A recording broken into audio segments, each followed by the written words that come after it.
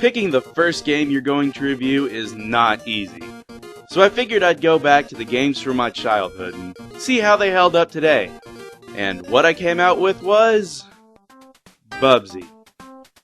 In the 90s, trying to replicate the success of Mario and Sonic was all the rage, and while there were some memorable characters and series that came from it, ultimately, none of the third-party companies could reach Sega and Nintendo's level. And so, sandwiched between Sonic's speed and Mario's jumping, comes Bubsy, in claws encounters of the third kind. Joy. So as soon as you mash start, you're going to hear this. What could possibly go wrong? Wait, what? What could possibly go wrong? Watch your pockets or you'll go wrong? What? What could possibly go wrong? Well, as it turns out, he's really saying, what could possibly go wrong? And apparently it was supposed to be some sort of catchphrase. What could possibly go wrong? Thank God it never took off. So the game starts, and you might notice Bubsy has 9 lives. This is obviously a pun since he's a cat, but you might be thinking that it seems excessive. Well, you're gonna need every last life, because you'll die, and die, and die, and die. Everything is out to kill you, from cars, gumballs, and the game's own woolly enemies. And that's just the first few stages. But worst of all, the controls, and seemingly Bubsy himself are your greatest enemy.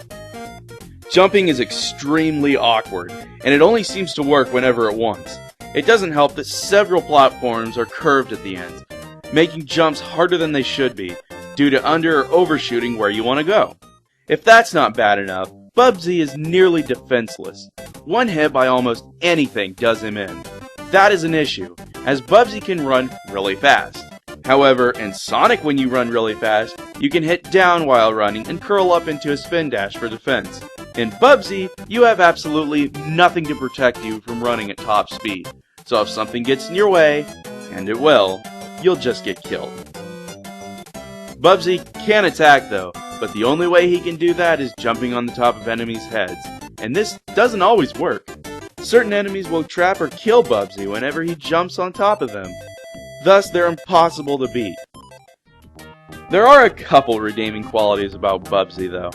The game certainly looks nice, with vivid colors and decent animation. It actually sort of looks like you're playing through a cartoon. There's also some great music in the game as well, although it sounds way better on the Super Nintendo version. Despite these two things, it's just not enough to save this annoying, frustrating game. There are definitely worse games out there, but that doesn't excuse the awkward controls, the cheap deaths, and Bubsy's irritating voice. Stick with the classics, you're not missing much here.